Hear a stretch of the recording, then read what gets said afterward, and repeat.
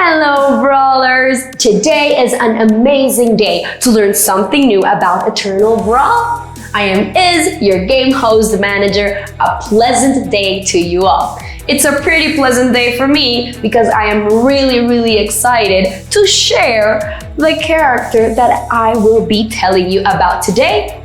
It is an inspiration from the Terrence category. I admire him so much. But before I do that, I have a quick question. When the game comes out, Brawlers, will you first summon a god or goddesses, a monster, a Terran, or a demon? Hard question, right? I still haven't made up my mind. Maybe I will summon the character I'm gonna introduce to you today.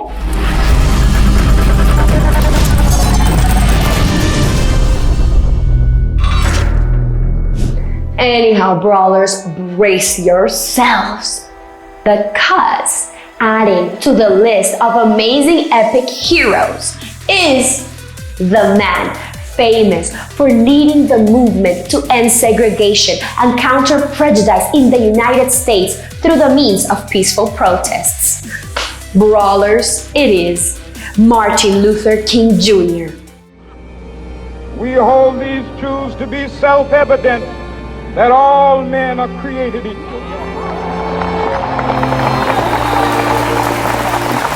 In his childhood, Martin Luther King Jr. attended segregated public schools in Georgia.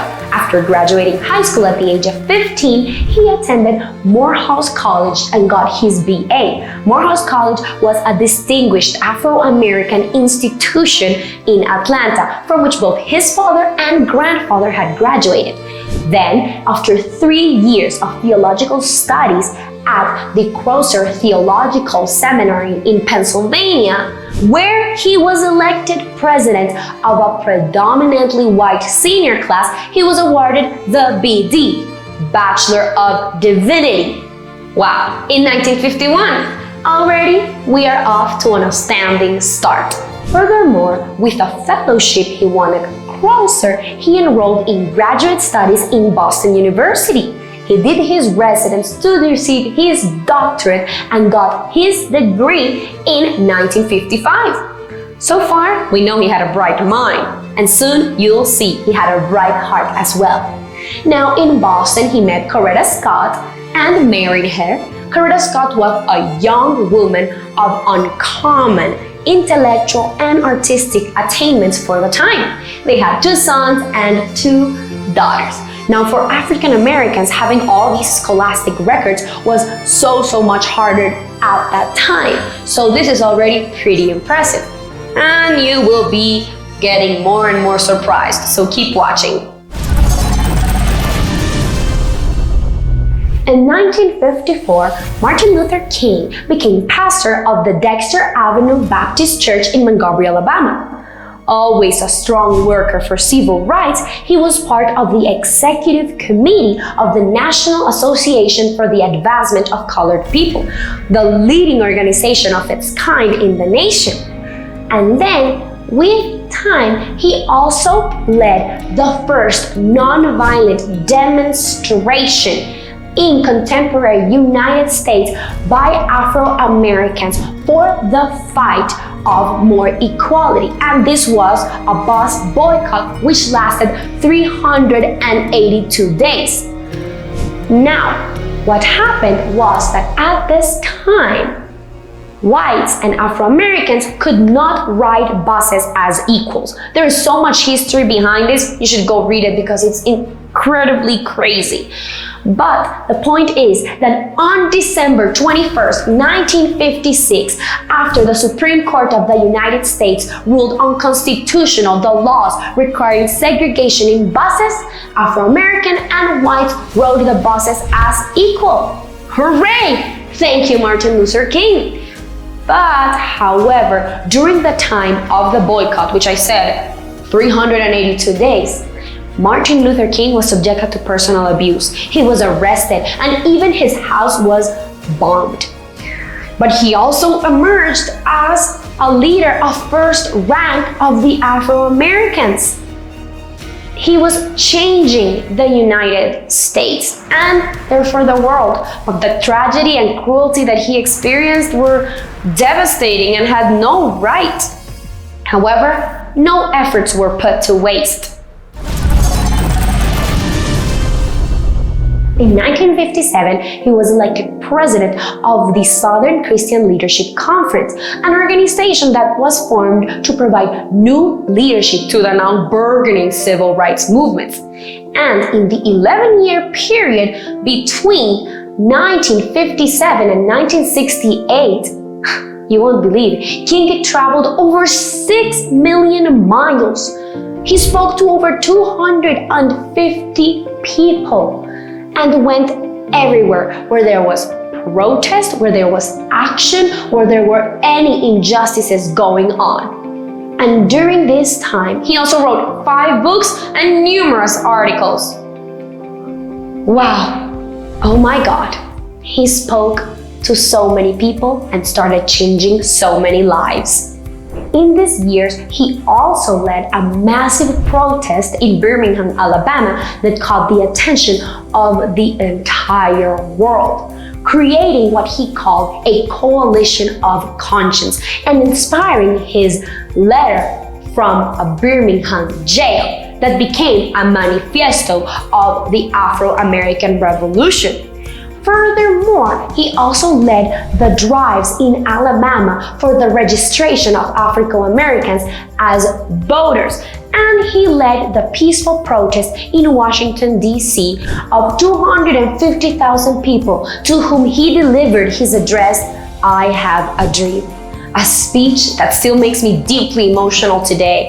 You should listen to it if you haven't, because it wasn't just incredibly inspiring that time, but today it's still important, and it continued all his efforts for his fights for change.